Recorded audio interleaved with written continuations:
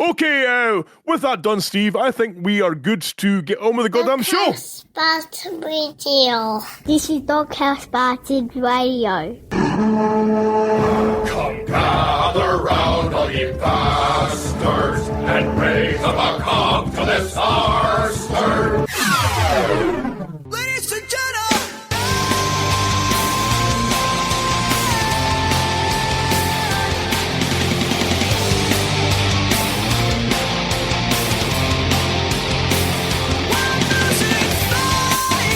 Hello there, folks. Welcome to the DHB radio show. Of course, I am your most sexual host in the world, Scott Taylor, the Sasquatch. The most handsome, and may I say the most, how can I say it? I mean, I don't want to say the best podcaster in the world, but I'm certainly on the top tier if you're going to do a ranking system. Alongside my good friend here, of course, and long-time heterosexual life partner, it is the Steveosaurus. Steve, how the fuck are you doing, sir? Awesome. This is like, awesome. I guess this is like trial territory, isn't it? We're doing like an online show, you and I, proper mics, mixing boards. Oh, right. It's so the exciting thing is, Steve, is like we're doing this right. So folks, of course, the last show you heard was in New Year's Eve, and by the way, I got in trouble for that, and I'll get that later on the show. But last show you heard was New Year's Eve, yes, and we've been away for nearly a month, right? Nearly a month of no shows, and I can only apologise. I know. Happy New Year, by the way. Have I seen you since the New Year? I believe you may have. I did see you briefly. That's right. Yes. Did we? I can't remember. Yes. We did. We coordinated at your secret lockup because I was going to. I am trying to ram you into or force you into fixing my car. However, your car, right? Yes. So we've not done a show since New Year's Eve, and it's purely been because like everyone's been fucking busy now. Of course. I can, to give you an example, Lurchy Purchy has been super busy, and I'll tell you why he's been busy, because he's been busy, like, staying sober. The wise man has decided to go completely cold turkey, no cigarettes, no cigars, no alcohol whatsoever in January, which means, like our rest of us, is no fun. Now, Coops has decided in January to gain 45 stone in weight. She has she's gone hardcore. Like, if you look at, do you remember, Steve, a while ago that myself, you, and Lurchy did like a weight loss challenge? Remember the worst thing I ever did, because I've put on so much weight since then. I know, right? Before then, we did a weight loss challenge. As part of that challenge, like, Coops had added me to her secret Facebook, like, Coops' Troops weight loss group, you see. And in this group, she likes to post like live videos of herself. She'll also record a video of herself speaking, and blah, blah. She has subsequently in these videos like stood on scales, and she's gained like 45 stone, and she's like 105 stone, and she's a massive moon face again. Yes, exactly. The house like a like a birthing cow, right? So she has said. So she has said that she's back on the dust again. She's back, she has to be a good example to her clients, and she is. She's working hard at it, though. But, because if she can't be a good example to her clients, how can she afford her 55 holidays per year? That's her problem, you see. Exactly. So she's back on away for a week, every 25 weeks of the year for a week at a time. I know it. I'd imagine there's only so much Hawaiian tropic you can afford on those wages. I know, right? The Judith Chalmers bastard she is. So she's away. She's doing that. She has been busy getting herself, back in form and back into work and stuff, and getting herself back into being healthy again. So she's been busy. Kyle, of course, has been really busy getting ready for his show. Now, I don't know, Steve. Yeah. Do you have tickets for this Ed show? Are you coming along? Probably not. Oh man, there are still right. So Steve, the tickets are right. Steve, and for the general kind of listenership in total, there are still tickets available from what I can gather. I believe they have been discounted on the Saturday. I think it is Saturday the 10th, but I need to double check that. Right, I could be wrong, but it's the Saturday showing of the Rock of Ages showing that hot sauce is going to be in. And I've paid for my tickets. They're good to go. I'm there. I'm set to go for the show. I think we need as many DHB listeners and your good self if possible to come along and support the hot sauce. And by support, I mean jeer loudly and call them names. This is maybe a little selfish. I don't know. I'm just going to put it out there for your judgment. Okay. Don't judge me too harshly. It's my birthday on the 9th. Oh, and I don't want my birthday night out to be a fucking musical. Really? See, for me, that would be a dream. So there's like I like a musical, but I need to be in the mood, right? And I can't guarantee I'll be in the mood. And then secondly, Tracy, I don't want to say she hates amateur theatre, but she pretty much hates amateur theatre. Really? So, yeah, but like big time. She's not a fan. Oh no, like, you're not a proper. I don't know what her deal is. She's like, you're not real. See, do you know what? See, do you know what? I'm probably the same camp as Tracy, where it's like I don't really enjoy amateur theatre because they're trying too hard to be ace, and generally they're shit. However, this is amateur theatre. Yeah, you know what puts me off amateur theatre is meeting amateur theaterists. I guess the people in the show and they either act like they're fucking A-list celebrities, which we all know they're not, or they're just really cunty and a bit boring, and like they think they're mental, but their mental stories are about how they stayed out past midnight instead of going to bed. And it's I don't know, I'm just kind of like, oh, fuck off. Yep. Is this coming through from a place of like myself where we're now old men who like just curse Generation Z? Is it Gen Z they're called now? I have no idea what the fucking names are called. I don't fucking the care. Young They ones like to put us in these little brackets. They all want this fucking ID on everything and everyone. And quite frankly, I don't give a fuck. Like you can label everything you want. I don't give a shit. You're all cunts. That's it. You're all cunts, exactly. But see, the problem I have though with like amateur theatre is, in equal parts, I love it and I hate it, right? So I love it because, so I hate it because, like you said there, it's like amateur and it's like people trying really hard who've got a hobby and want to be like actors, and they're overacting in their roles, and it kind of kills the show a little bit. But I also love it because I totally want to be involved in amateur theatre. I want to be the man on that stage, right? I want to be the one going, I want to be the Hugh. I want to be the Hugh Jackman, right? I want to be on The Greatest Showman, singing fucking, oh, this is the greatest show. I want to be that man. I will hang up.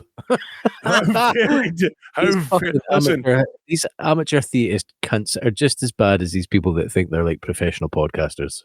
What is that? You're just a bunch of sad old men in your sheds.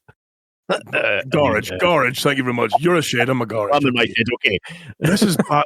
Like, how bad are we? Here we are. Before we recorded the show, I did like a brief live stream on the Twitch for like just like a setup thing to test out the Twitch streaming software. I was speaking to Ramage and a couple others as well, to Derek Waller and stuff, and saying about how it's like.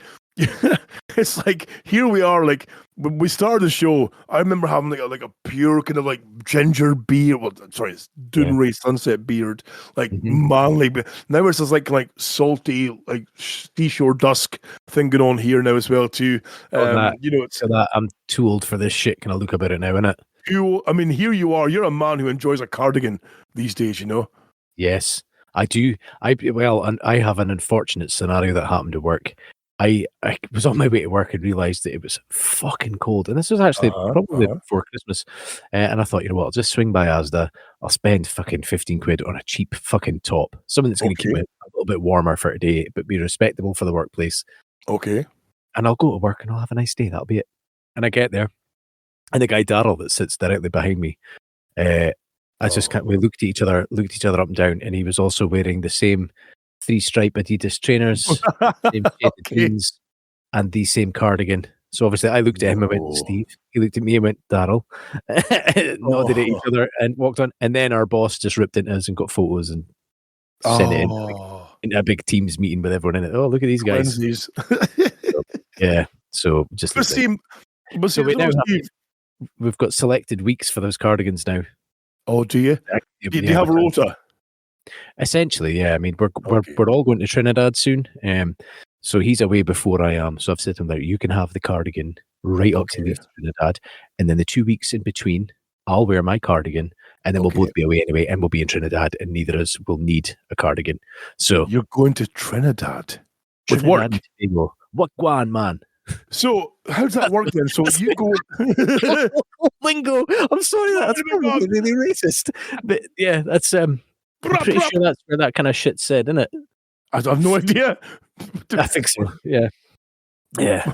Yeah. So, the Trinidadians, is that what you would call them? Trinidadians? I think. Are you going there with we work? Came from Trinidad.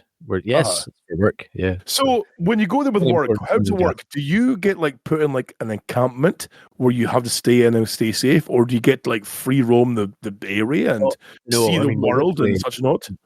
It depends on the job. This one is literally fly into the country, stay in a hotel for the night, and then chopper out to the rig straight away. Oh, right, okay. Farting about. Hopefully on the way home, I'll get to do a bit of sightseeing. I might just push the flights if I can. I'll ask. I doubt it though, because my work are like, no. Oh, no. You're not here to have fun. Like we're in Baku. Oh Christ, when was it? 2022? I think we were in Baku, and we got on shore. We were in our hotel on the Thursday night, and we were like, magic, no flights till Monday. The F1 was on the Sunday. We were right in the middle of Baku. We could just literally walk 100 yards and go watch the F1. I was like, yes, this is going to be so good.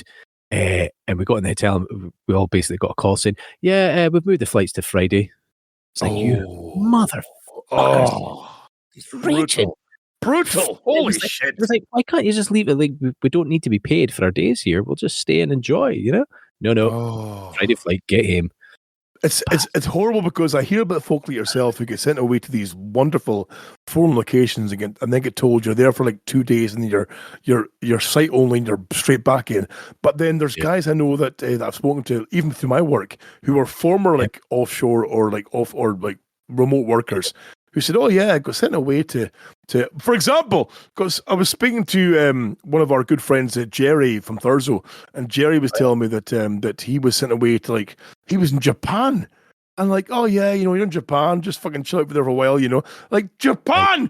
He got sent. Now Jerry's like, again, not disparaging Jerry, right? But Jerry's not a tall guy. He's maybe like Steve height, right? So he's probably still quite tall for Japan. Well, exactly. He's probably still like Godzilla and fucking. I would love to go to Japan because look at me, right? I'm a 6'3" behemoth, bald headed tattoos. They will treat me like a fucking kaiju. It'll be wonderful. I would love to go there.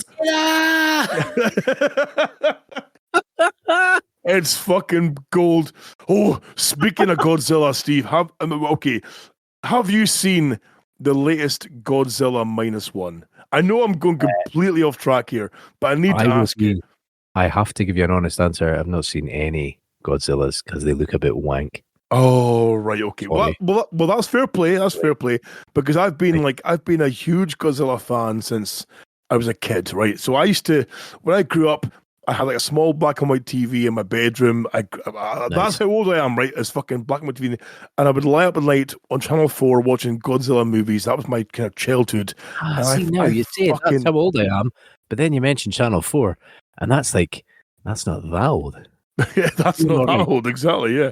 It's like you didn't have a Channel 5. So Channel 4. I remember when Channel 4 started. So Channel 4 was like in the UK was my big thing. And so late nights, I go to bed, my black and white TV, watch Godzilla movies, and it was I fucking love Godzilla. I have since a kid, and so they've released a new version called Godzilla -1, made by the original company who owns the property, Toho in Japan. You see. And it's one of the best movies of the fucking year. It's amazing. It's the shit. And I've got no friends who I can say apart from Lurch, right? Apart from Lurch, who I'm like, have you seen this magnificent piece of cinema? This film has not only the highest rated. we're not even a full month into this year, and you're claiming this is the best film of the year. Did you know there's a Mean Girls musical coming out? Oh, hold on, though. Hold your Don't fucking you be telling me that Godzilla is going to be the best film of this year? It might not be, and I'll tell you why. Because not only is Godzilla Minus One fucking amazing and worth a watch if you get a chance, and has been nominated for Best Visual Effects, has one of the best scenes in the fucking Godzilla film that is embedded in my brain, right? Not only that, but also, wait for it, Best Film of the Year. Wait though, right? Best Film of the Year. Coming up possibly.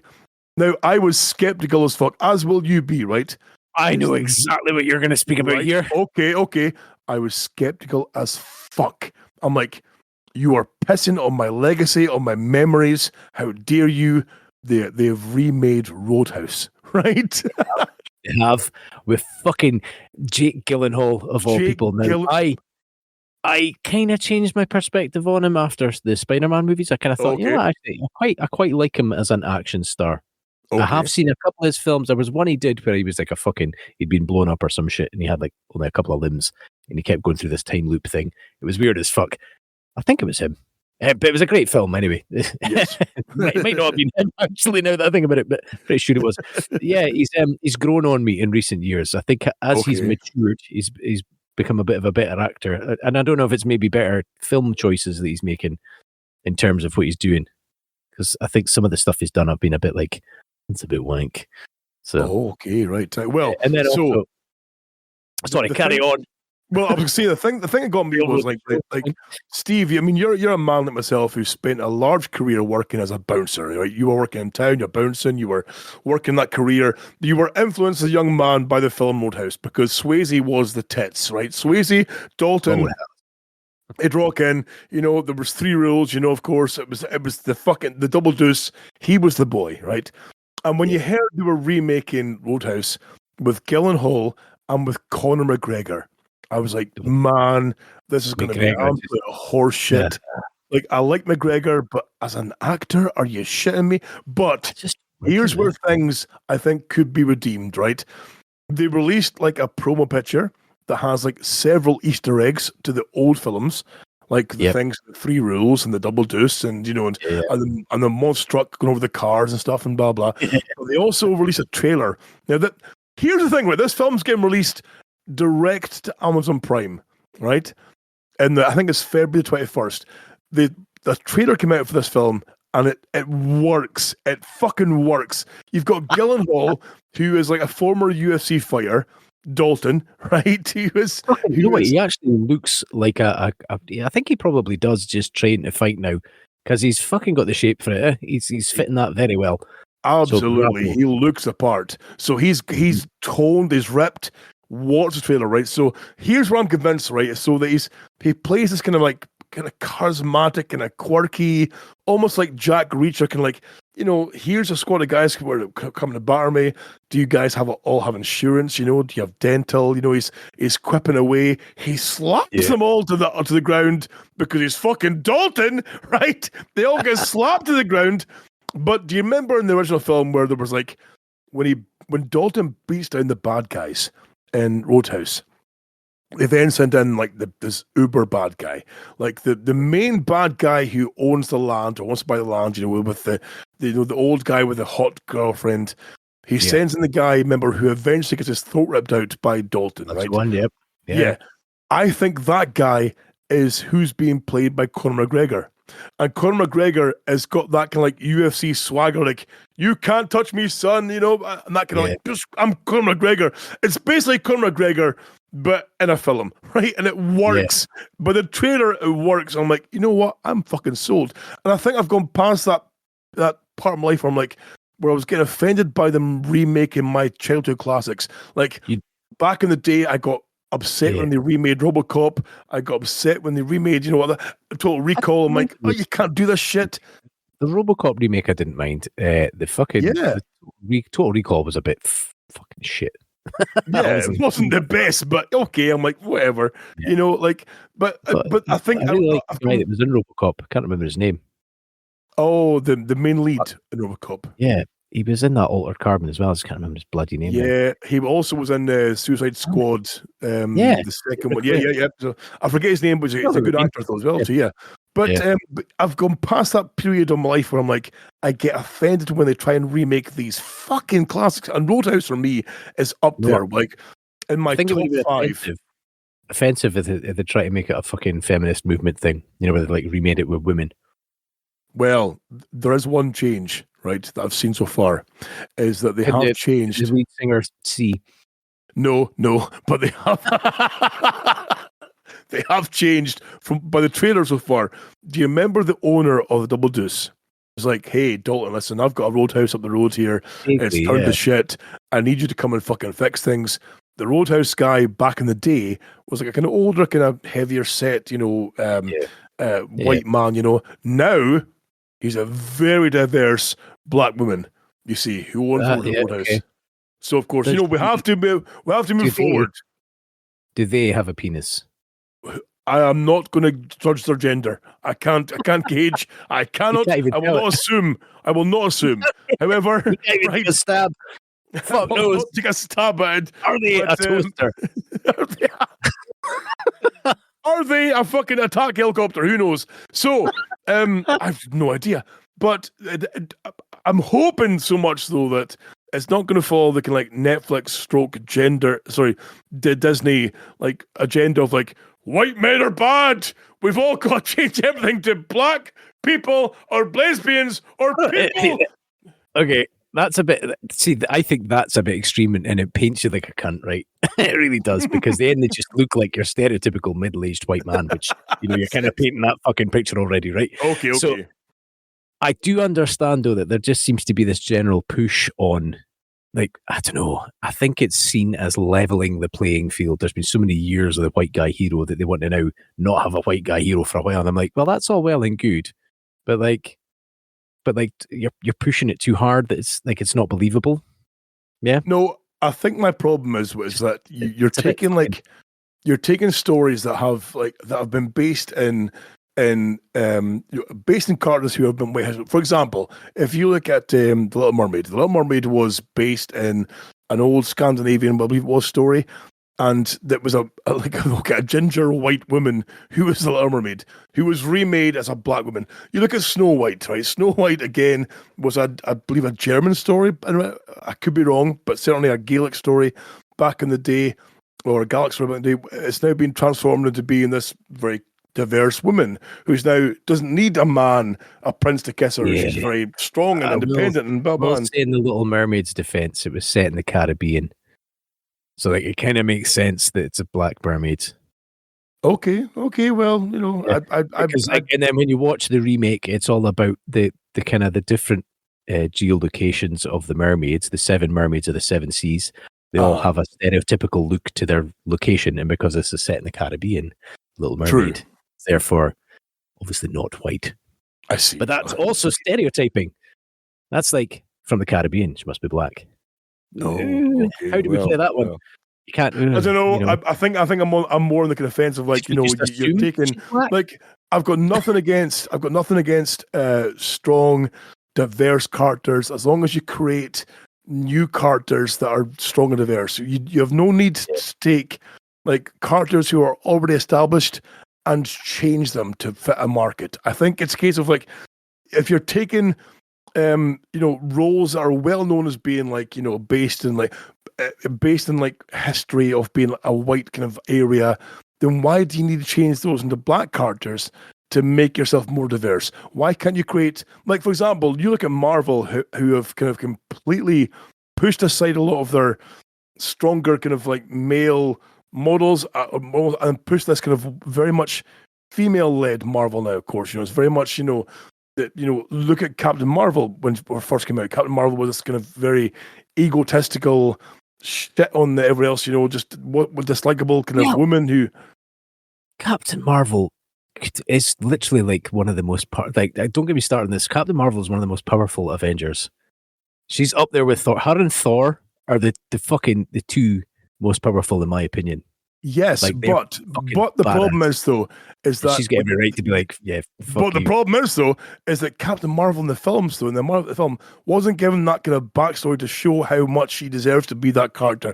If you look at No. right, for example, if you go to I'll give you a strong example, right? You go to Netflix and watch the series Blue Eyed Samurai. I will recommend to anybody to go away right now and watch Blue Eyed Samurai because Blue Eyed Samurai has got a strong Asian woman who's the main character, but you can see from the offset how they build her up to be, she deserves to be this badass because she's got foundations to build on. You see, there's a story behind how she became this badass and how she's so hard and she can't be beaten because she's gone through hell to get there. And that's how you define characters. You define characters and give them a backstory. You give them a story to build on to be the character. Captain Marvel was like, hey, I'm an ace pilot. Fuck you guys. And suddenly, boom, I've got these powers. Fuck you guys. And it wasn't relatable. I have a counterpoint, right? It's all the supposed diehard Marvel fans that are complaining about it, right? That's kind of the general market of complaint.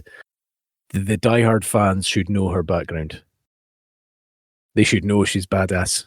I genuinely believe, I am very much of the opinion it's just a lot of angry little virgins that are moaning about it. I think they've kind of started the movement and some people have jumped on. And I think it's gained arms and legs along with it. What I like most about these Marvel movies, in fact, even like She-Hulk that everyone moaned like fuck about, is just how the ability to put it on, switch off, and just immerse yourself in this complete fucking nonsense. It's not even more realistic. I love it. That's me. I'm like, I am out of my reality now, and I am in a completely different world. Fucking epic. It's beautiful. This is my heaven because this is my escape from parenting and being a husband and all that kind of fucking responsible shit. I think though, like, I mean, I was a diehard Marvel fan back and DC too fan too, but however, I'm different. The MCU, which is obviously different from the MC kind of comic books, the things diverged entirely away from the comic books, is that I'm all for strong characters. Like, for example, if you look at the comic books, the She-Hulk character in the comic books was done really well to a point where she became this kind of like uncontrollable beast at times, and it was done really well. They didn't mind like her being like this large green, sexualized for a while, but then eventually became this kind of beast. There was nothing about her being sexualized, about her being a beast, but there was a story behind that built her to being this beast. Whereas the TV universe or the movie universe has these characters who, for example, look at Ant-Man and Quantumania. You've got his daughter, right? His daughter who has become this super genius who's built this like, she's a super genius who builds this like this quantum device, blah blah. Yeah. Who's and I get that kind of sarcasm and kind of like and self confidence. However, she's got no backstory to build to that point, you see. But whereas everybody else has, like if you look at Scott, who's that man, of course, he's got that backstory. He's got that kind of like I'm formerly in jail. I've tried stealing things. I've got the suit. I'm redeeming myself. Yeah. There's a redemption arc to build from scratch to hero to who this person is. But when you look at Cassie Lang, who's his daughter, it's like, yeah, I'm a smart ass now. I grew up when you were away. I'm smart, I'm intelligent, I've created this thing. There's no way to relate to this character because you haven't got a backstory. Now, there has been characters made who have got this backstory. There has been like strong female characters. I'm completely behind that. If you've got a character, be they male or female, just give them some backstory. Let us appreciate why they're this strong, why they're this powerful, why they're this amazing, you see. But if you're just going to say, right, here's so-and-so, they're amazing, enjoy them. I'm like, I can't do that, I'm sorry. For example, if you look at this recent series called Echo, right, with the lassie who's deaf and is disabled, she's got a missing leg, right? Yeah. So you look at that series there. She comes in, right? And the story itself has gone from murdering several people with no consequence, with no backstory. She's a badass. She's killed people. We're expected to relate to her because she's killed people and moved on. She's moved back to her home story. There's no kind of like repentance. It's like, I've killed people. Who cares? Move forward. And there's no development. And then she's, again, when it comes to the Kingpin, She humbles him, puts him on his arse. I'm like, okay, cool. It's action-wise based, but there's no development as to how she got there. As an audience, I'd like to have some kind of. Have you watched the series? I've only seen one episode. I've seen the series, and it's like it's not terrible. It's not terrible, but I'm starting to think there maybe is just a suppy sexism in there. I mean, I'm not saying it is. It just comes across that way, you sexist fuck. But it's not at all. I swear to you, it's not at all. It's all about. I swear I don't hate women. As he scoofs it. I don't at all. I swear I don't. But I just want characters who are developed. For example, when you look at Doctor Who, like Jodie Whittaker came on as Doctor Who, and I rooted for her from the day one. I'm like, please make her a great character. I'm liking this change of aspect. I like the fact they've messed it all a bit. It's been these doctors have all been white so far and white males and blah blah. We've got a woman, great. Let's run with this. But they wrote her so badly. Those shows have been slated. Her part of the show has been slated because they wrote her so badly. Like I just want. But I fully support female characters who are strong. Like for example, Miss Marvel, the Miss Marvel TV series, I loved because it's a character who's like just humble and got these powers and is learning their powers. But that's my whole point. Is same again applies to male characters. If you're humble and you learn your learn your powers, you learn your character, you learn your development, you come from a base level to upwards, then I can appreciate your character. Doesn't matter if you're female or male. But the problem has been, though, is that some of these films, like, again, you look at Ant-Man and the Wasp, Ant-Man and Quantumania, you look at the Wasp character. The Wasp character has never at any point have you seen her much humbled. You've seen her just be like, I'm badass. There's no reason why I'm badass. I'm just badass. You haven't seen her trained to be badass. You haven't seen her work to be badass. She's just badass. Same with Quantumania. As the Wasp should really be true to the name of the Wasp, and it should just be a ginger woman. It's just like, I'll stab you at fucking as soon as look at you. That's kind of similar to Wasp. Well, exactly, yeah. Exactly. In fact, Tracy should have just been the Wasp. Just fucking small and stabby. Small, yeah, exactly. Yes, exactly. But no, I mean, that's can I move us on?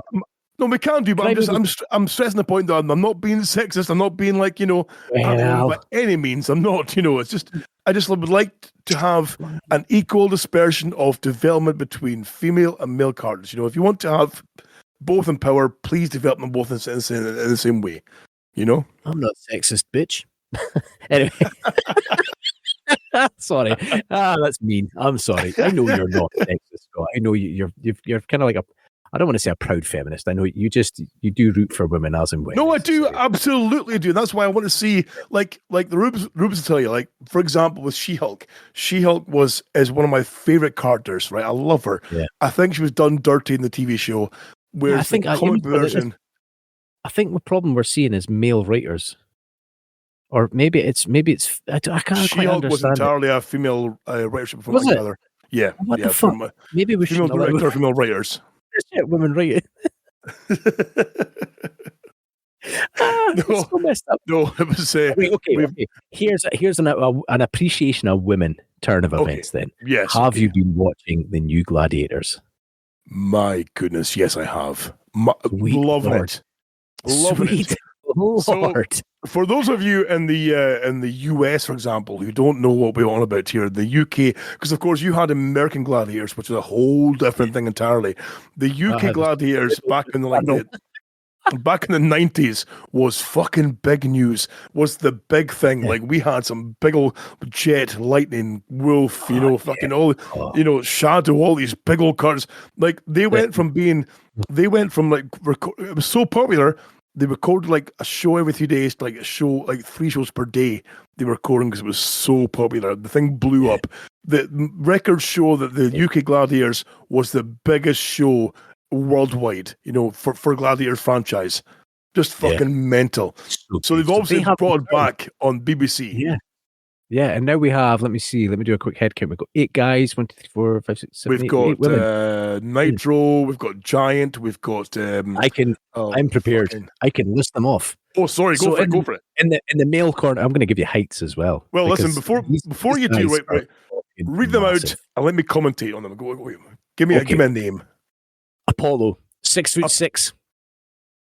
Former rugby union and NFL player. Yes, seen him. Quite tall, white guy, isn't it? Well, as well, isn't he? He's dark haired, and he's but he doesn't seem very muscular, but he's quite a strong guy. Yeah.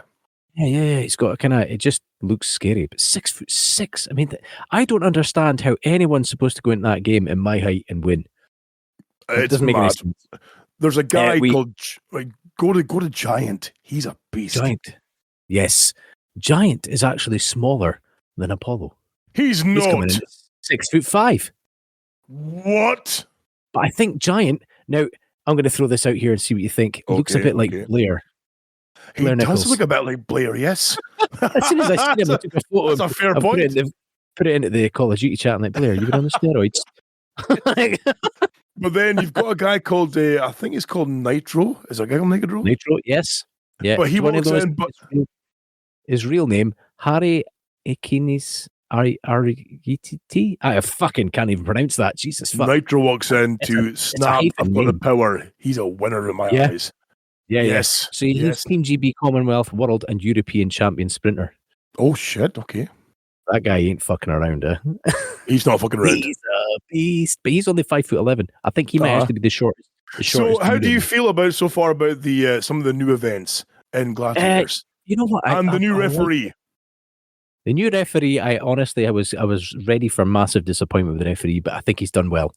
I think he's done well. I think he's done really well. Yeah, because he's still got the kind of... He's not John Anderson, but he's got the boom though. He's got the bass. Theatrical kind of shit about him, isn't he? He's good, yeah. True. So right, the men, Apollo, 6'6", Bionic, 6'6", Giant, 6'5", Legend, 6'1". How is Giant 6'5" and Apollo 6'6"? I don't know. What's Apollo again? Is that that was a Greek god of fucking Shimano gears? Shimano gears, yes, That's a bike joke, by the way. Anyway, we've got Phantom at 6'5", Steel 6 foot, and Viper at 6 foot. And I forgot to give you about their fucking possession. Oh, one of them, Phantom used to be an Olympic bobsledder. That's really cool. Yeah. One for them, two for the rhyme. Think ready, it's bobsled time. Oh, you'll like Giant. Scott Giant used to be a fucking firefighter. And a policeman. He? Oh, yeah. What? I feel small being 6'3" now, for God's sake, holy shit. I know, you fucking midget. Sorry, little people. Yes, of course, I can't call them midgets anymore, yes. No, okay, so on to the women, the ladies. Right, here we go. Now, no, listen, you can't say eye candy because they are completely equals in the whole sport. So, so far, my household... I'm eyeing them all up. They're all fucking gorgeous people. So far in my household, the favourites are, with my daughter especially, the favourites are Fury. Now, Fury's like... have you seen Fury? She's deaf. She's deaf, right? She's got like a cochlear implant, right? Yeah, I've seen that. To be fair, she doesn't I'm going to...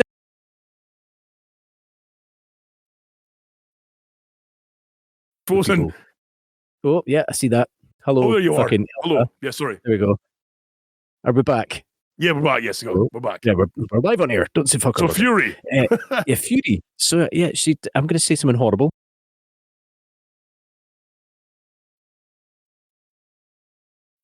Oh God, you've frozen again. So have you. Okay. What the fuck? Right, say it again. Because I'm trying to be mean about deaf people.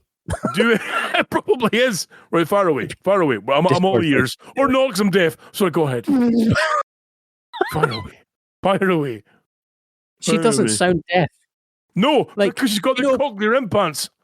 Yeah, so every deaf person I've interacted with has that kind of... They obviously mimic the sounds that they can hear, which is obviously muffled because they're deaf. Yes, so they don't quite always get the pronunciation of like that. Yes, exactly. Yeah. And she doesn't have that, and I'm like, oh, bless you. It shouldn't matter a fuck, to be fair. She is scary. She's 5'7". I think my daughter likes her because she's like kind of angry and ginger. She's a rugby union player. She is, yes, she's built. So I have to say, I'm firmly rooted in the corner of Sabre because she is Scottish. Although Sabre is wonderful. Yeah, big old leg too as well, too. Yeah. Blonde hair, British weightlifting and CrossFit championships champion. Also at 5'7". same height as me. Do you know Now- who impresses me? Is Diamond. She gives me tingles. I'm not gonna lie. She's got a glare. Have you seen her glare? She Yeah, did there's the something she did the about it. jewel. No, I'm gonna- no, it's not. I'm going to not put a that back sexy on thing, Steve. iPlayer and pause it. I'm going to use that image. It's not a sexy thing, Steve, but she's like, were you stirring macaroni at like 2 a.m? Like, no, yeah, it's a big bowl of macaroni. yep. She's almost got like the she's got like the female covenant of the old Shadow stare. Remember Shadow and Jewel would stare Yeah, at yeah. you. You think, oh, Yeah, I'm completely fucked here. Diamond's got that stare. She stands on Jewel and like Yeah, the blue eyes, piercing blue eyes. she's also 6 foot. Is she? 6 foot professional bodybuilder Oh and my personal God, trainer. stupid. Did you see that that Wolf, right? Wolf from the previous incarnation. this. Did you hear this?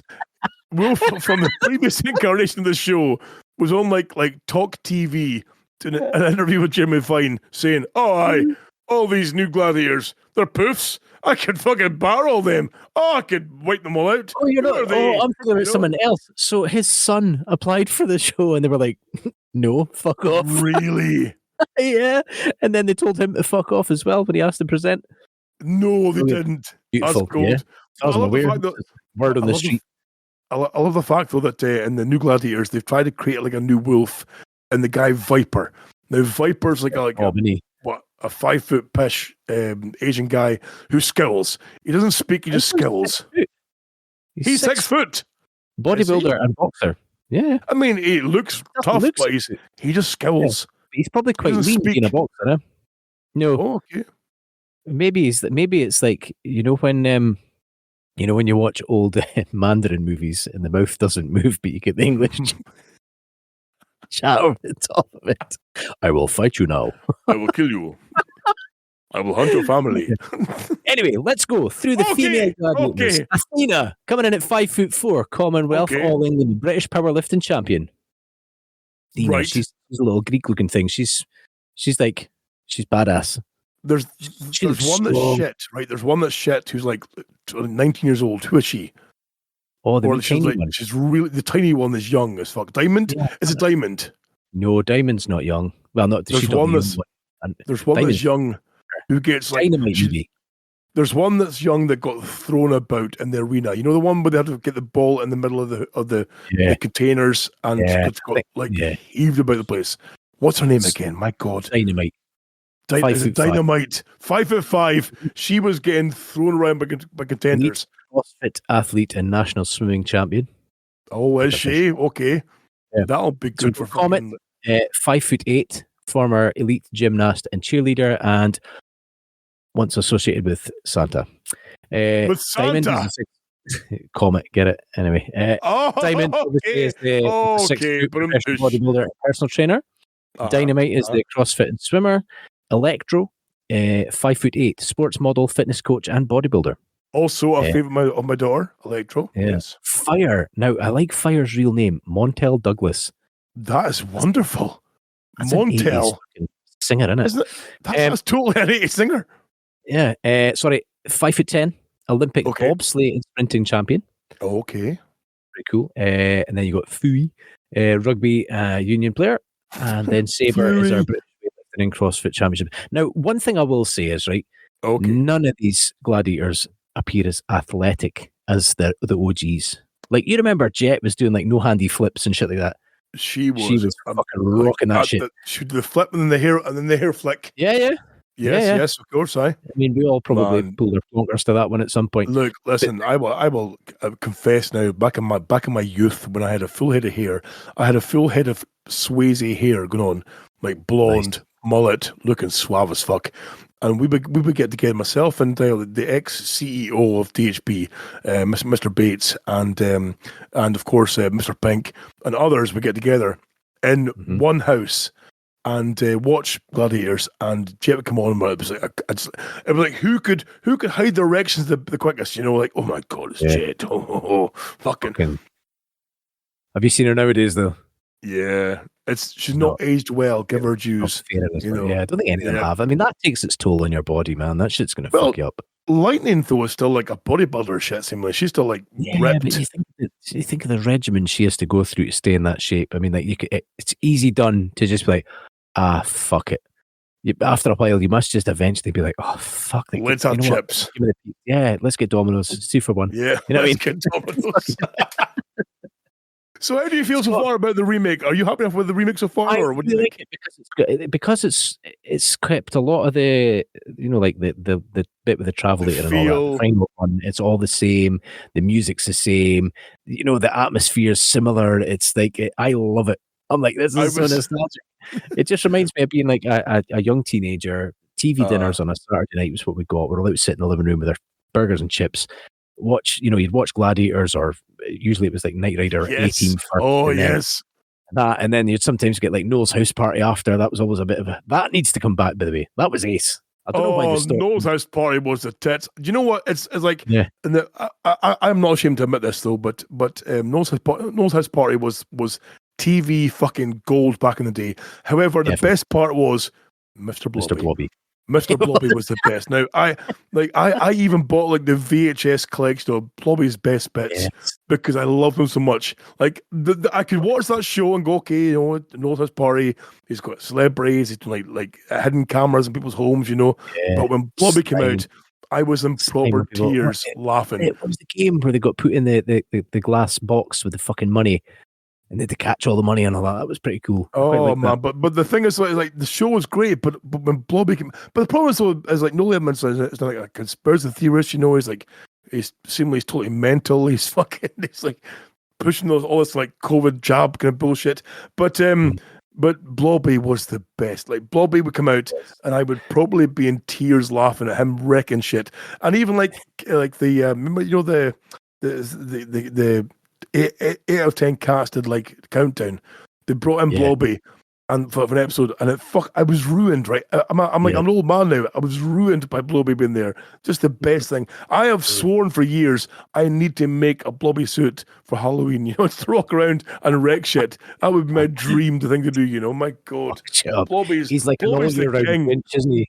You see these videos of like, I really don't agree with those videos, by the way. See all these videos that went round of people with their Grinch suits on, like terrorizing these like 3, 4, 5 kids. Fuck yes. Like, it's kind of funny, but you're also like, that kid's fucking nut. They're not just like they're screaming. They're terrified, and you're like, the first video I saw was like a guy in a Grinch suit walking into a kid's bedroom and start a chainsaw, and I must admit I laughed like fuck. But then after I'm like, those poor kids, man, go walking up by a fucking chainsaw and a Grinch, Fucking lives are ruined. Yeah, they're gonna end up drug addicts. Ruined. I know exactly. And then of course, folk were copying it for like likes on Facebook and TikTok. Yeah, that's all it is. It's fucking social media culture nowadays. Isn't it? Really is, man.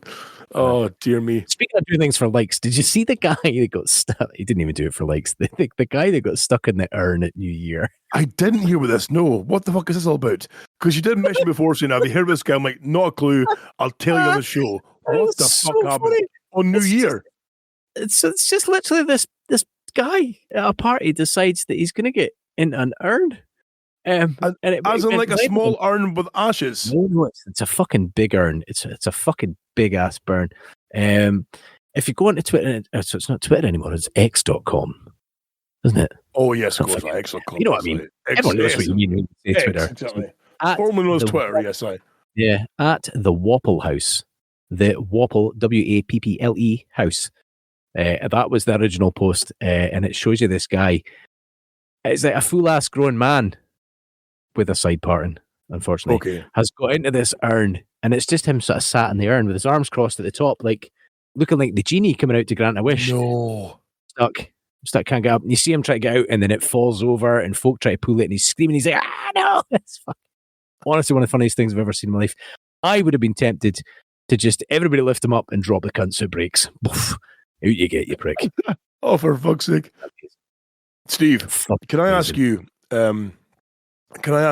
sincerely, if you were, say, in a small hall, right, and somebody had a fish, like a battered fish supper, and you were to grab said fish, how far could you throw said fish, do you think? What, in the small hall? in a small hall. We're saying like, like maybe a 50-foot length hall, like you've got somebody sat down with a fish, a barred fish and chips, and would you grab that fish and how far could you throw it? Okay, there's a few questions first. Okay. How well done is the fish? I mean, it's well battered, it's crispy. Is it breadcrumbs or is it proper batter? It's batter. It's battered. Battered fish, Steve. How far could you throw a barred fish? Is it quite soggy from being the fire? It's been well battered. It's crispy. It's a crispy battered fish. Are you picking it up in the packaging, or are you picking up the beer? Picking it up with your goddamn bare hands, and you are fucking shot on it across that hole. I don't think I would get that far. I mean, it would probably go far, but it would probably break into a few pieces as well.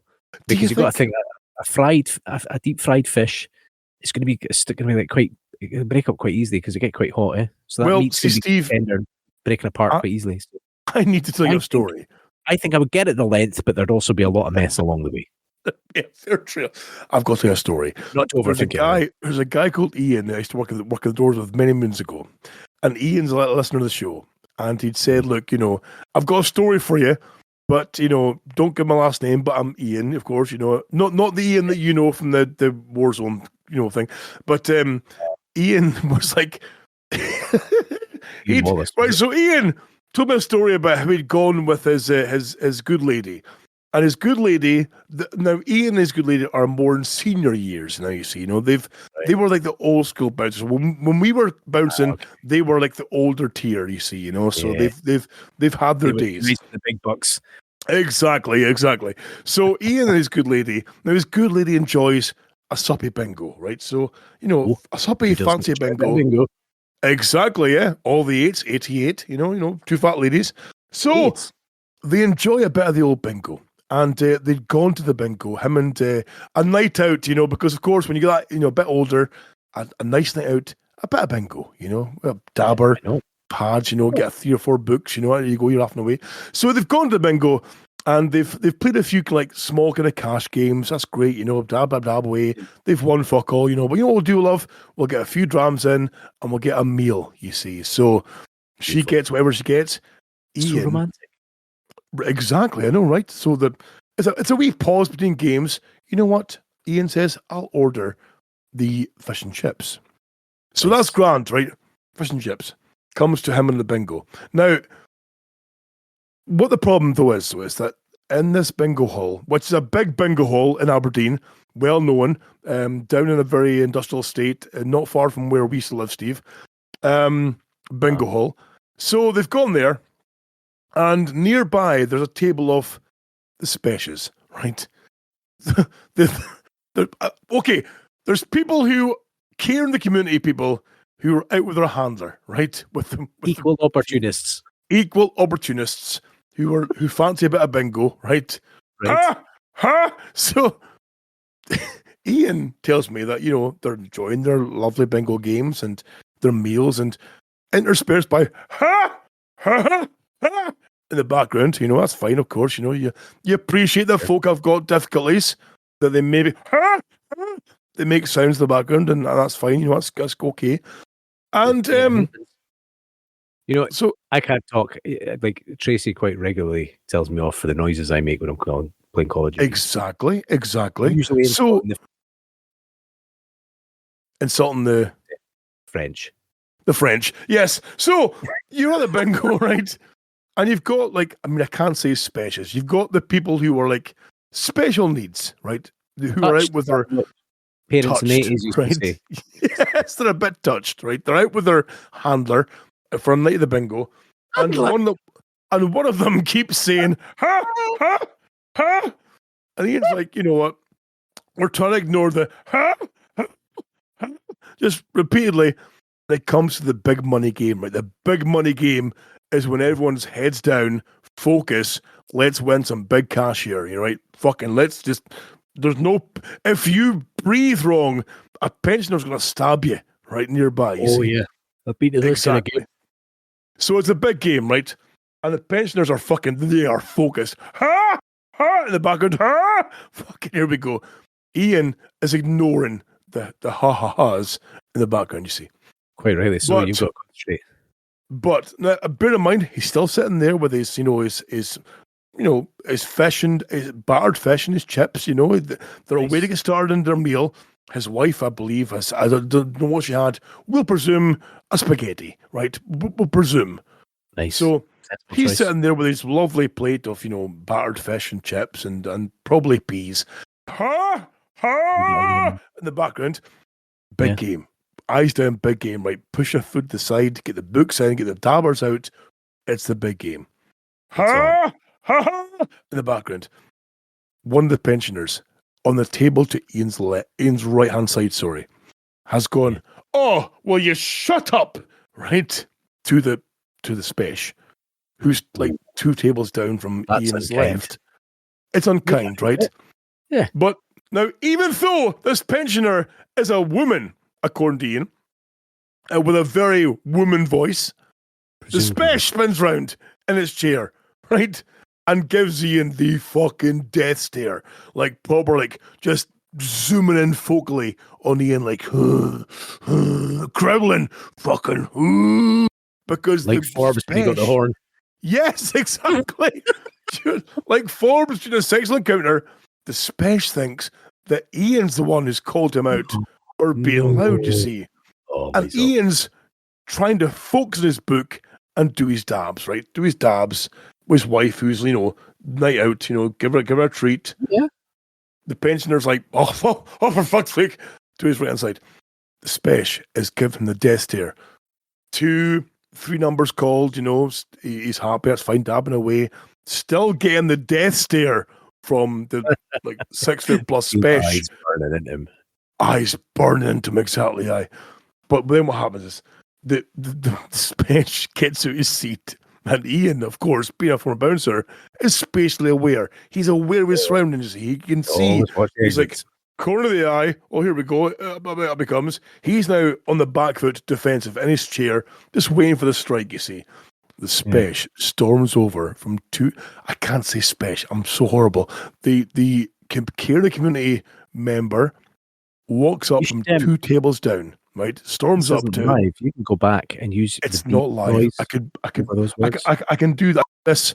I can like the fucking fish is walking down. Right, I will do it from now on. Right, but so the fucking is coming down the walkway towards Ian's table. Right, and Ian's like, "What do I do? This man's clearly got the fucking. When they're visually disabled and they've got the slope head, like Forbes, the head's not shaped right.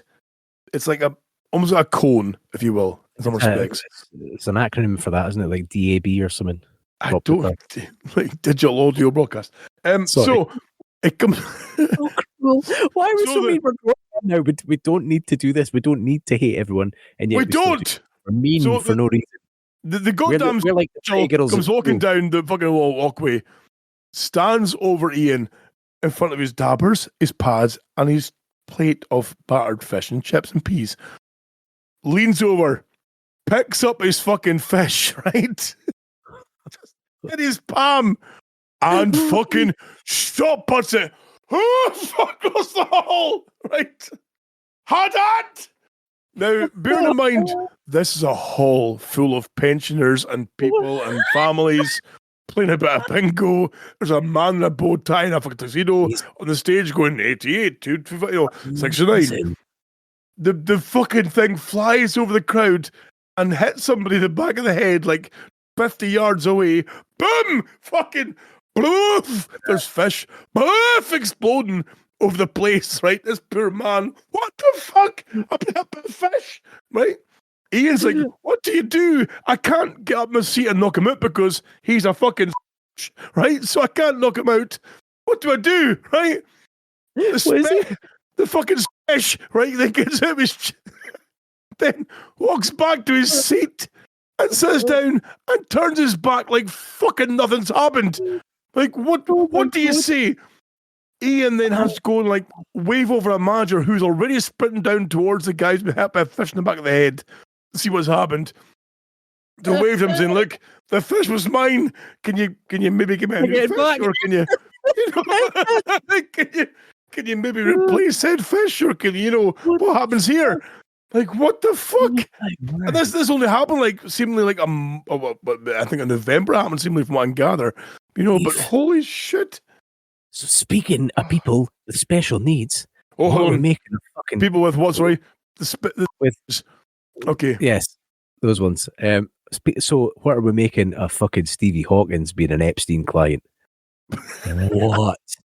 How the fuck has that happened? How the fuck has that happened? If he's flown to the island in his chair, right? The man is completely is he dead with the neck down?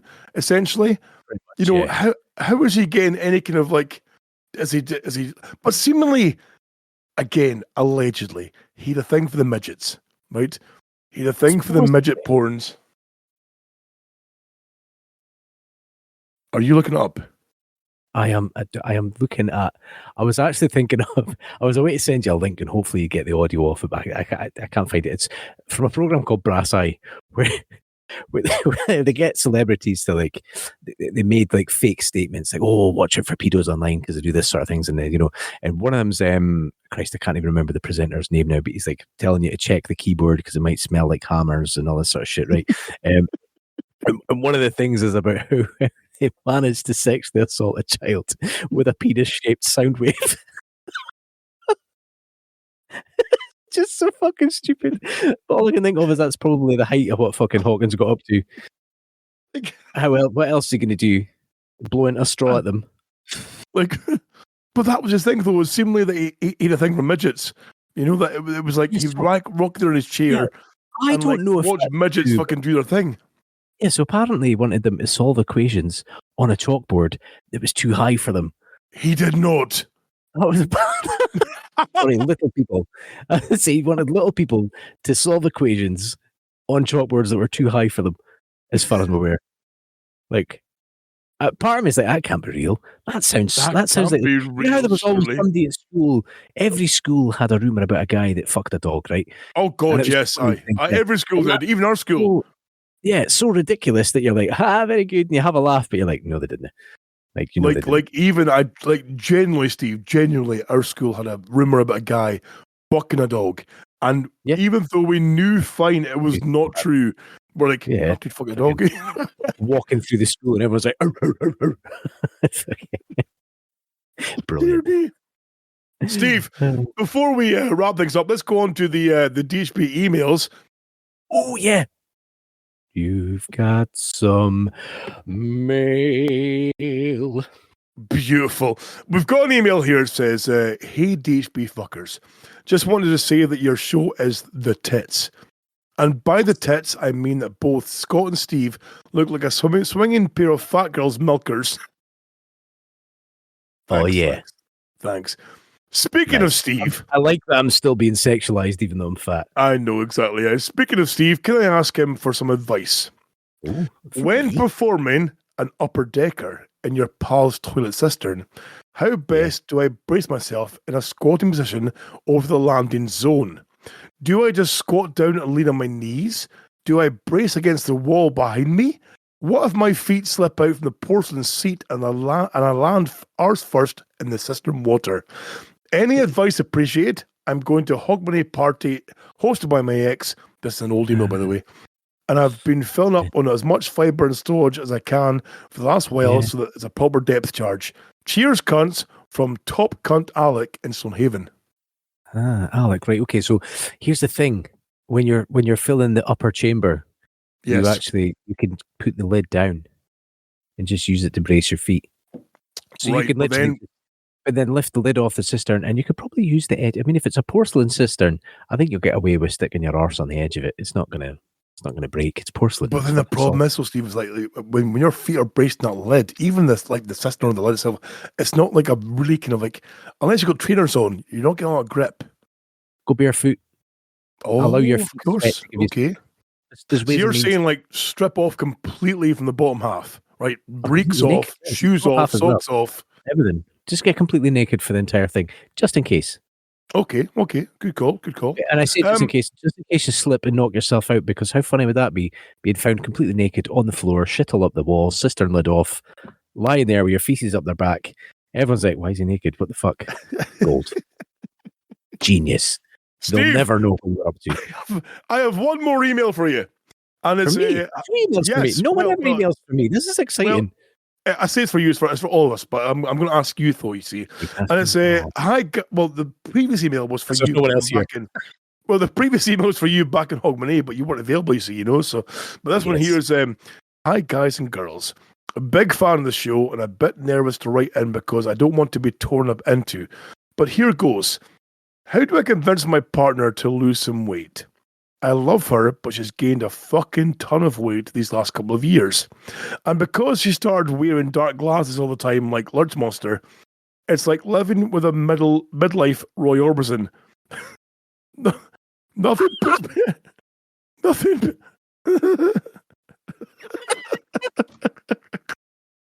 Oh, no. Nothing...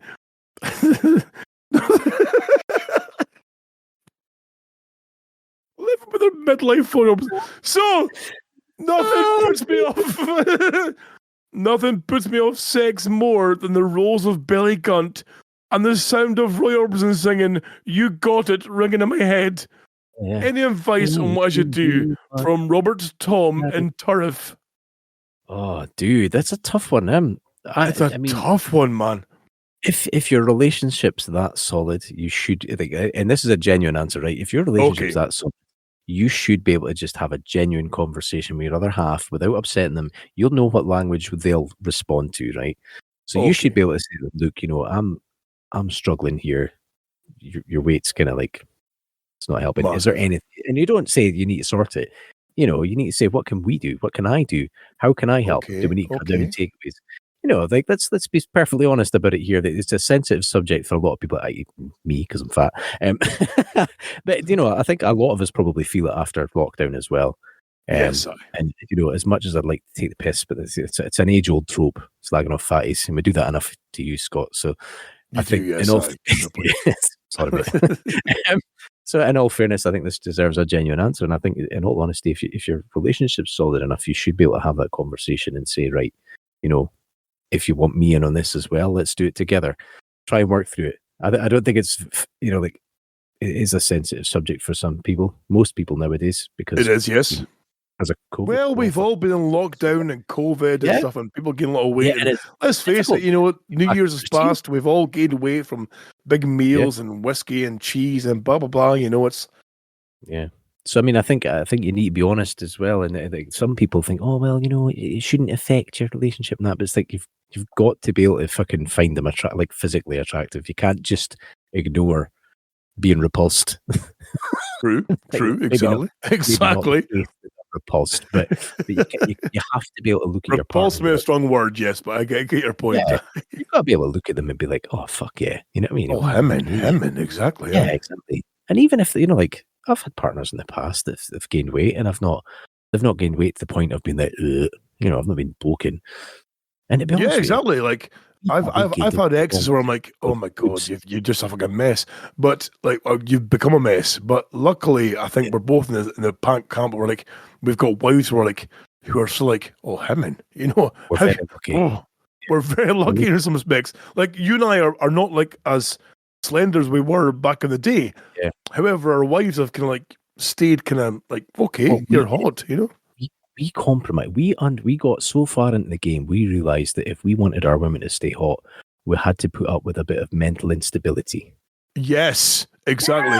It's the old theory about, you know, the hotter they are, the crazier they are. And ours are batshit, to be fair. Those peachy bums will be around forever, though. Oh god, yes, they're going nowhere. Oh dear, Steve. Please don't stop me. You're not psychotic. Please don't kill me. Don't kill me. Don't stop me. The worst thing is, though, I have to leave this garage and then go inside. But she won't hear this show until I release it. So I've got like a reprieve until like maybe a midday tomorrow, and then I'm fucked. You know, so that's a game plan. Oh, God bless. Luke, Claire, we said some things for the name of comedy, and I promise you're not mental. Please don't stab me.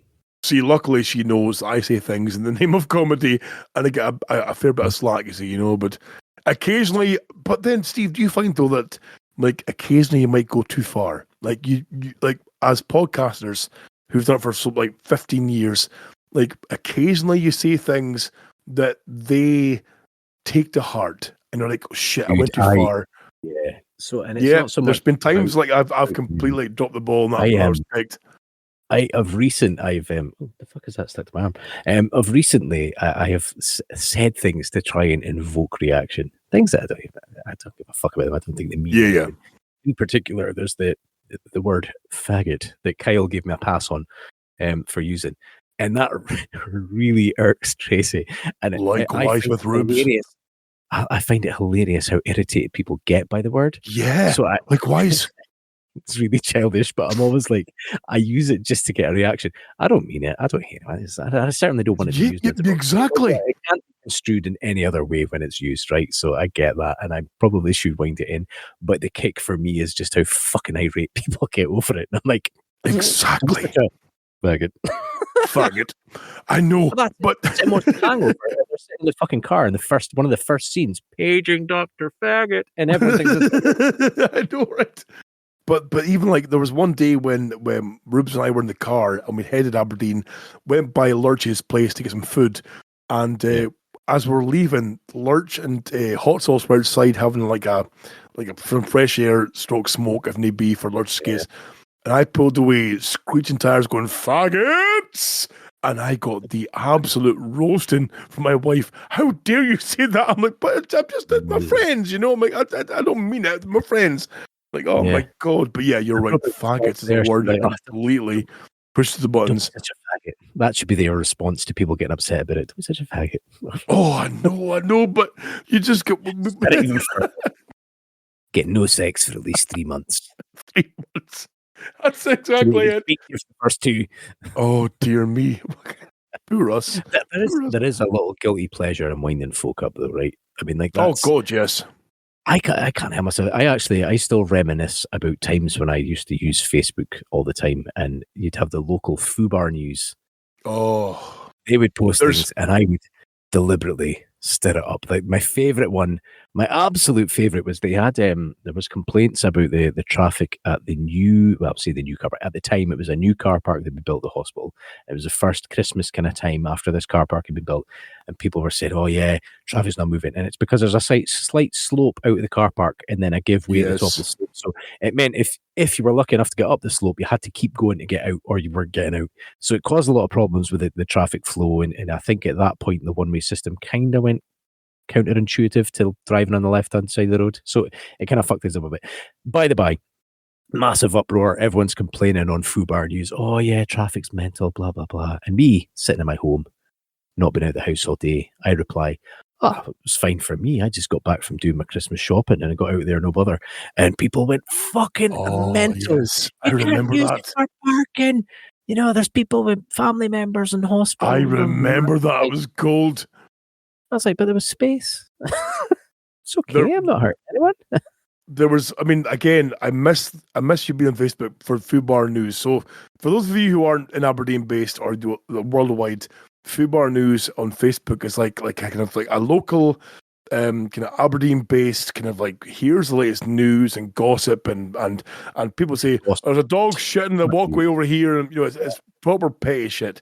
But there was one, Steve, that my favorite memory is of yourself during your time on Facebook was somebody had shat on a swing, I think it was, in like a kid's play area, and you had quoted one of the best memes ever.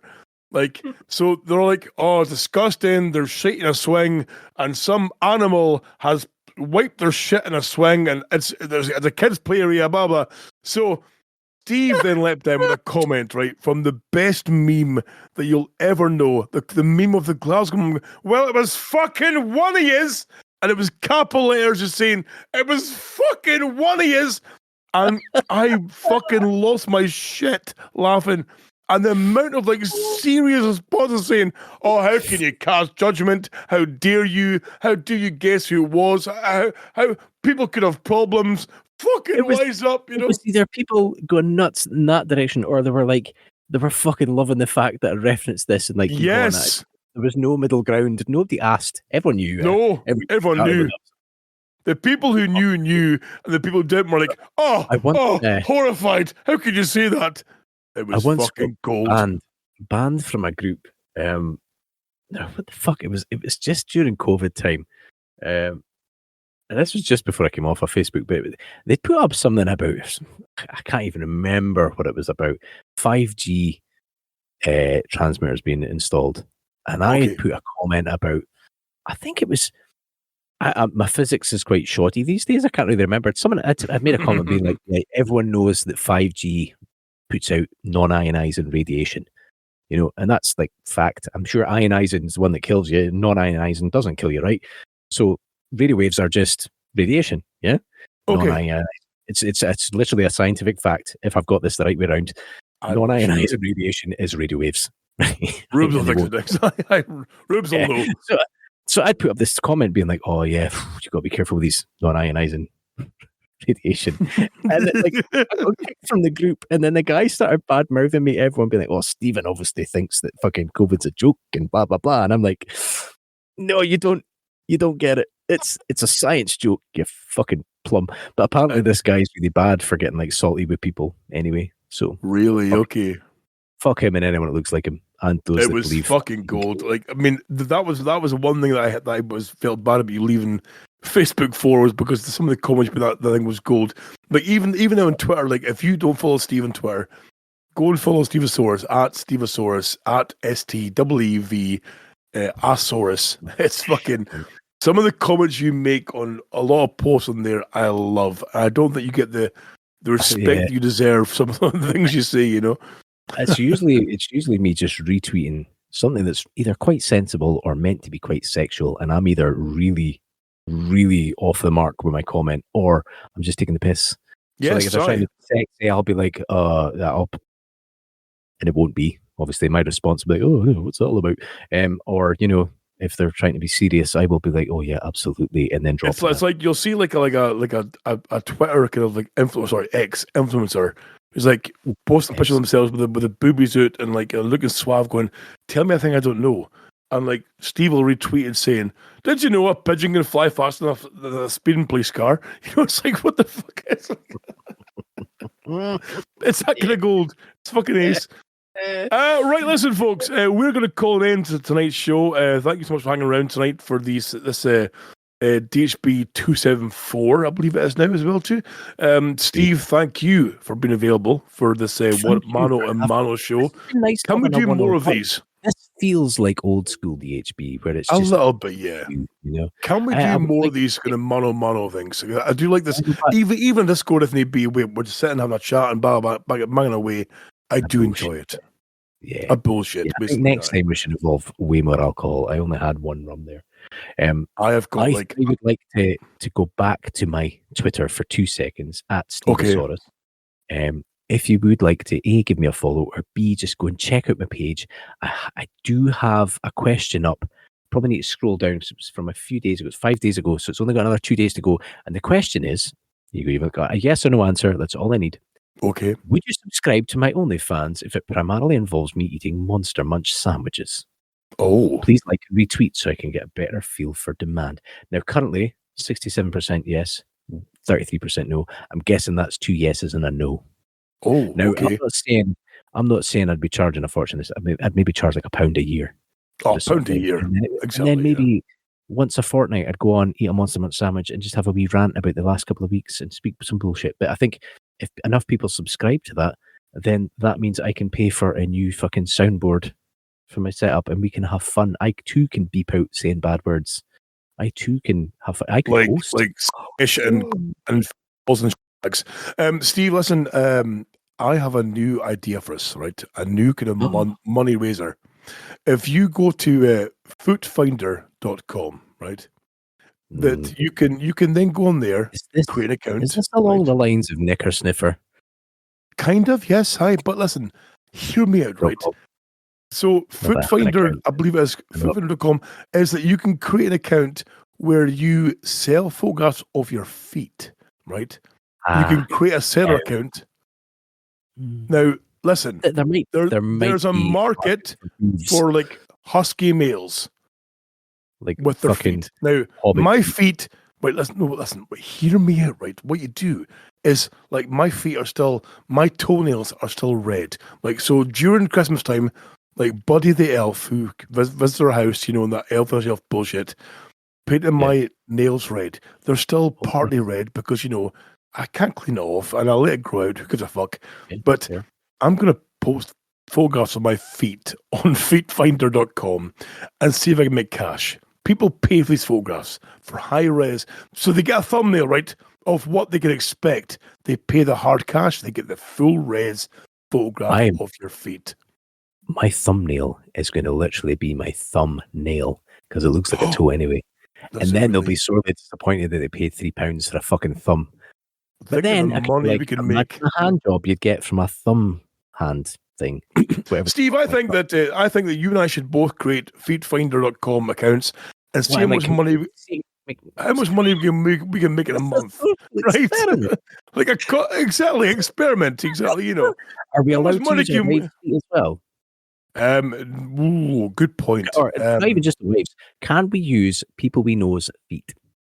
Not on our own accounts. No, I don't think so. No, I think it's got to be our feet only. From what I can gather, can't be like selling on behalf of a friend who doesn't want an account. Just I don't know. We need folk who are more versed. Big T's and Monster Punch. That's gonna be like Jim Patience. You guarantee Jim Patience knows about fucking feetfinder.com. He's been selling moldy feet pictures for how long, So if we can figure out how to sell photographs of our feet for a month, Steve, right? So we start now, and then we tally up our results in, like, we'll say March, right? I honestly, genuinely, I'm going to tell you, I'm going to admit something here. I am really horrified by feet. Feet, it really give me the book. Are you really? Yeah, it's really? Like, there's two things that I don't like near me: cucumber and feet. Really? I don't get the feet fetish thing, right? I don't get it. Oh, no. Like, feet in a sexual way, I'm always like, oh hell no. I mean, like, feet are bad enough. They're weird. There's a friend of ours called Ben who one time back in the day of the old MSN like messenger thing, with the webcam chat, blah blah, had spent like 2 hours showing his feet to some random in the US on video. And then suddenly that US person cut off. Now, you've got to think that US person then has then uploaded said video footage of his feet alongside his arsehole and plums, right?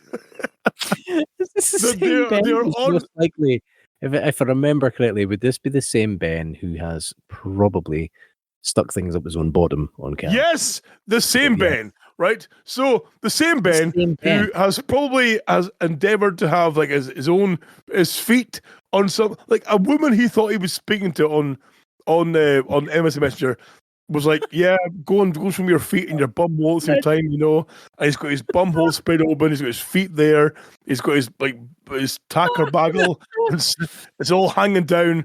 And then it's like, well, yeah, okay, now your turn. Show me yours. I disconnect. It's just gone, right? So you've got to think they have recorded their video of their MSN chat, and his ball sack and bumhole and feet are completely all over the net somewhere.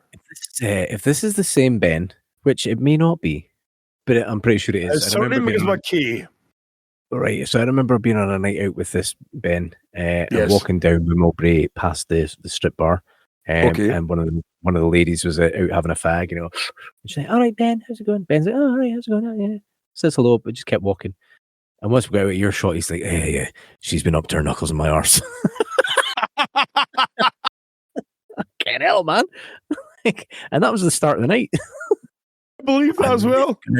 That man was nothing but trouble on a night out, right? He was wonderful. Again, for those of you who aren't part of the kind of Aberdeen community, I apologize, but this guy Ben was a fucking nightmare. Like, there's the times that he rocked up, like when I was bouncing back in the day, like he would rock up to my venue. Like I worked in quite a prestigious venue with like VIP queues and main queues and stuff, and you're dealing with like members cards and like pauper VIPs. You're dealing with like VIPs as in like footballers and like TV celebrities and blah blah. And then Ben would rock up like covered in blood. Like, what have you done, Ben? can you hide me? So I have to sneak him inside and stick him in a lavatory cubicle for like an hour to keep him away because he's either fought somebody in a bar nearby or he's like trying to kill somebody or oh my god, like, what a nightmare. What a boy. He's so bad. Folks, we are going to call an end to tonight's show. We will catch you all again. Thank you so much. Go and please check out dhb.com. Of course, if you want to help support the show, go to coffee.com, ko-fi.com/Doghouse Scott. You can, of course, support the show that way. Again, for those of you who have done already, like Lewis and one of thank you, Dean Mays. Thank you so much for your support so far. Go to dhbradio.com for all the links to all different social medias and blah blah. Steve, do you have anything to support at all, to promote at all? Sorry. Just my Twitter, my OnlyFans, and my soon-to-be feet finger page. Yes. I am deadly serious. If I get like enough people, if there's an overwhelming yes on that OnlyFans and me just eating monster man sandwiches, I will do it, and it will be dirt cheap. It'll be like £1 for a year, and I'll try and do like one every 2 weeks because I feel like it's a cheeky way to make a few quid, and it's also it's a reason to make an effort to just make more content. To eat Monster Munch. Yeah, it's one of the greatest crisps going for a sandwich. It Monster really Munch is, man. beef are flaming hot with a cheese slice, plenty of butter and white bread. Well, really? And if you look, a bit of ketchup in there as well. Okay. Well, you're mad. Okay, bless their play. So folks, go to there, of course. Go to our Twitter, X website. Go to @DHB Radio for more information. Go to Facebook and search for DHB Radio Show on there and join our group on there. Discord, of course. Everything's on dhbradio.com. All our links on there. We will see you later on. We love you dearly. Good night. God bless you, wonderful bastards.